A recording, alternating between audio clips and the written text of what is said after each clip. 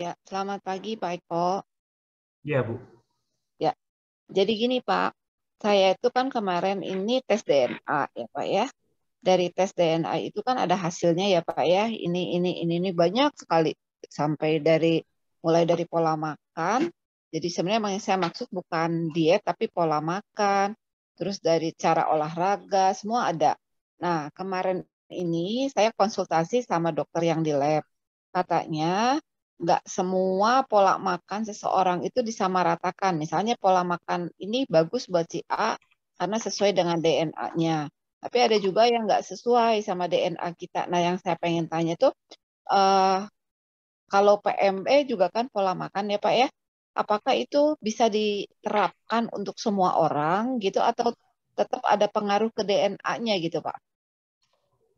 Kalau saya sih tidak berpikir sampai sejauh itu ya. Karena semakin mengikuti kedokteran sekarang makin pusing, Bu. Yang saya lihat manusia malah makin bingung, kayak orang bingung semua, Bu. Orang Indonesia pemakan nasi, orang Eropa pemakan kentang dan roti. Orang Amerika, Eropa kurang lebih punya budaya yang kurang lebih sama, cuman jumlahnya lebih banyak orang Amerika dibanding orang Eropa. Orang Eropa lebih hemat dibanding orang Amerika yang badannya lebih obesitas, lebih gemuk-gemuk dibandingkan orang Eropa. Dan kemudian orang-orang satu suku bangsa tertentu di satu negara biasanya punya kurang lebih pola makan yang hampir sama.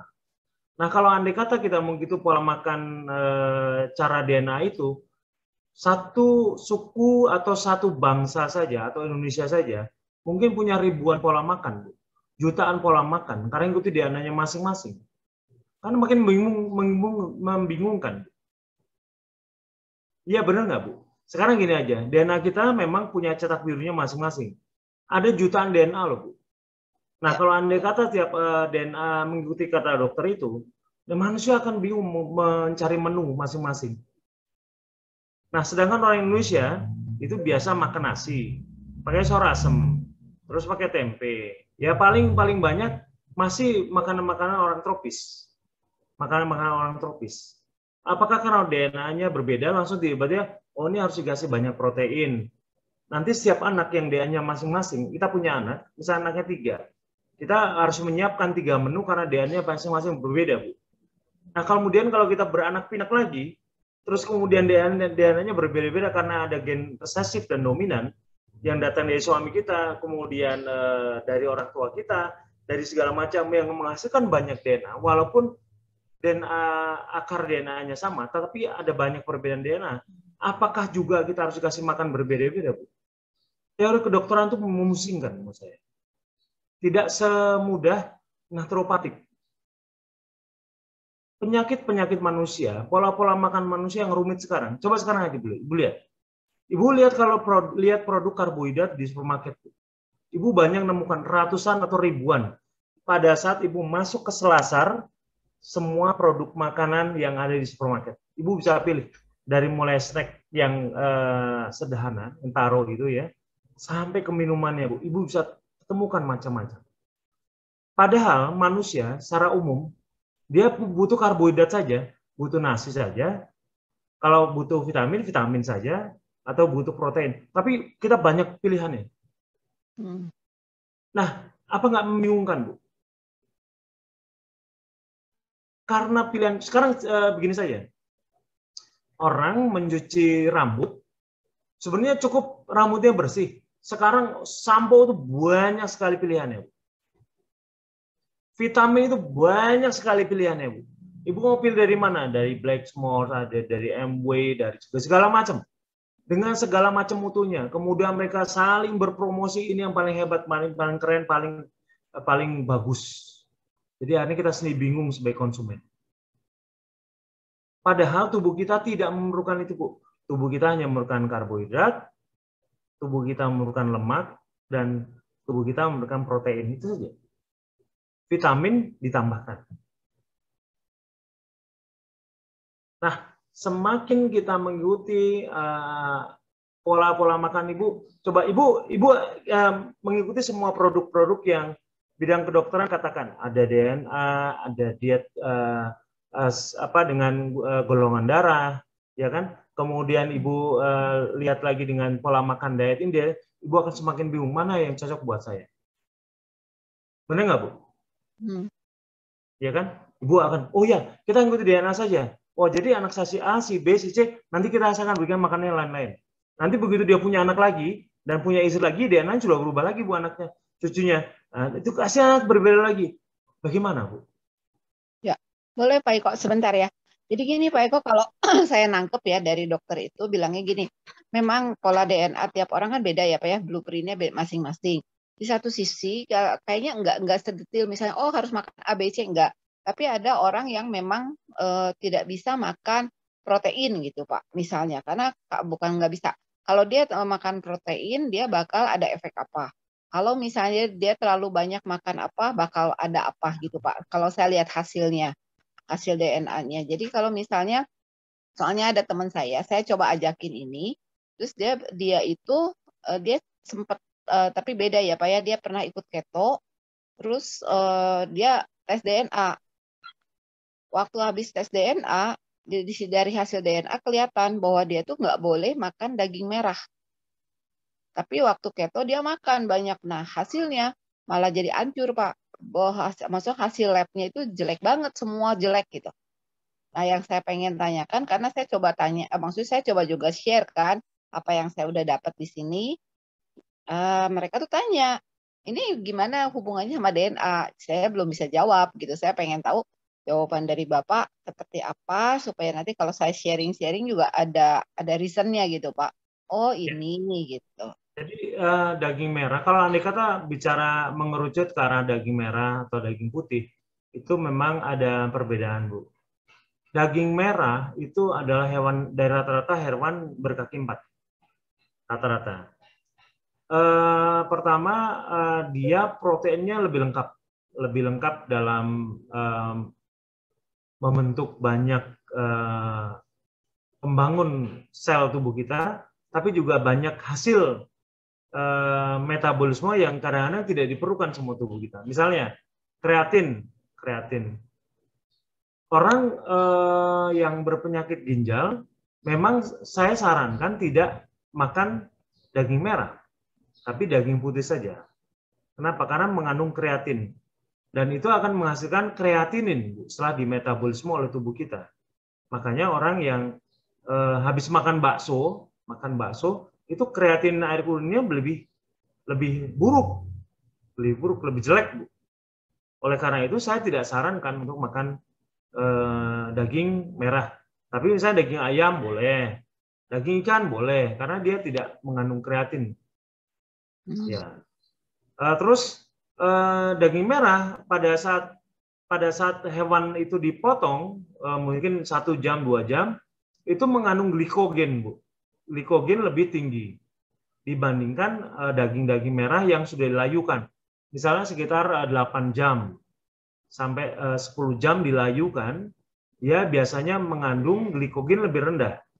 Oleh karena itu, hewan-hewan yang baru saja dipotong, itu kan bukan dari pengalaman, tapi dari memang literasi. Saya akan berikan contoh, waktu kejadian Idul Adha kemarin, itu banyak ibu-ibu yang protes sama saya, Pak Eko ngasih tahunya nggak akurat gimana? Kenapa? Saya makan daging kurban, saya malah naik gula darahnya. Ya kenapa? Karena hewan-hewan itu sama, Bu. Hewan-hewan itu tetap saja merupakan organisme hidup. Apabila dipotong, dia akan mengalami rasa cemas, stres. Dan biasanya apabila stres, sama seperti hewan mamalia. Makhluk juga termasuk mamalia. Mamalia itu kata mama, ibu. Mamalia, dia menyusui. Nah, dia bisa takut, dan pada saat dia potong, biasanya terjadi gluconeogenesis. Biasanya kadar glikogennya akan lebih tinggi, lebih banyak dalam darahnya. Dan itu biasanya meningkatkan gula darah. Makanya hewan setelah dipotong, hewan kaki 4 itu diusahakan dilayukan dulu, barang sekitar 6 jam sampai 8 jam, baru kemudian. Kalau kreatinin itu memang pasti akan meningkatkan. Nah, itu berbeda dengan unggas kayak ayam, kayak ikan, itu tidak. Dia tidak. Nah, sebenarnya ya, semakin teknologi mengenai kesehatan kita makin maju, kok makin merasanya manusia makin banyak yang sakit, Bu. Rumah sakit makin banyak kayaknya itu. Dan kayaknya seharusnya makin banyak rumah sakit, makin banyak yang sembuh. Enggak, yang makin sakit juga makin banyak, Bu. Kenapa coba, Bu? Kan teka-teki kan? Bener nggak, Bu? Coba dihitung logika lagi. Rumah sakit makin banyak, seharusnya manusia yang sembuh makin banyak. Tapi yang terjadi adalah manusia yang sakit juga makin banyak. Itu kan berarti ngikuti hukum pasar jadinya. Ya kan? Kenapa tidak terjadi pada 100 tahun yang lalu? Orang itu meninggal, orang itu mati, biasanya karena sakit. Sakit karena penyakit. Jadi ada virus, tapi jarang karena penyakit degeneratif. Benar nggak, Bu? Ya. Dulu jarang ditemukan penyakit diabetes, jarang ditemukan penyakit jantung, jarang ditemukan penyakit ginjal, nggak ada, jarang sekali. Di antara per 100.000 orang paling hanya 1-2 orang yang sakit. Sekarang per 100.000 itu bisa ratusan orang, Bu, yang sakit degeneratif. Salah satunya diabetes. Ibu kalau nanya satu RT saja, RT pasti yang sakit diabetes banyak. Cuman mereka bersembunyi. Kenapa coba? Karena pola makan kita sudah sepertinya tergiring. Tergiring dunia industri, ya, ada pemilik kepentingan, saya nggak ngerti ya. Dan makin banyak orang sakit, itulah industri kesehatan dimulai. Ya seperti hukum pasar, ada permintaan, ada pemenuhan. Saya ya Bu kira-kira. Ya Bu Fani. Ya. Ya, iya Bu. Ya. Ya, makasih Pak Eko. Ya, mudah-mudahan nih, makanya saya kembali ke alam dengan harapan apa ya, kita sebenarnya bisa menyembuhkan diri sendiri tanpa pakai biaya. Tanpa pakai biaya, asal kita kembali saja ke alam. Karena kita sakit itu biasanya kan diperumit dengan masalah-masalah yang, oh makan ini, makan ini. Sekarang gini aja, banyak dari kita yang sakit diabetes. Saya jujur saja, apakah benar di antara Bapak Ibu dulu pada saat sebelumnya tergila-gila dengan kuliner? Mungkin 70% mengatakan iya, dulu termasuk saya penggila kuliner. Karena saya merasa bahwa pada saat saya makan enak, semua kebutuhan vitamin, mineral, dan semua gizi nutrisi tercukupi. Ternyata enggak. Sakit kan? Kelebihan nutrisi kita. Ya. Benar nggak, Bu? Betul. Iya. Oh iya Pak, mau tanya. Jadi kalau yang kita Pak yang PMB ini, jadi baiknya makan dagingnya daging putih Pak? Sebenarnya tidak. Saya nggak membatasi, kecuali kalau punya masalah di ginjal. Jadi makan daging merah. Oke. Ya Bu ya. Oke. Ya, Oke. makasih ya Pak Eko atas penjelasannya. Terima kasih Bu. Ya. Kemudian Mas Freddy dengan Bu Ai Sri Rahayu, Bu.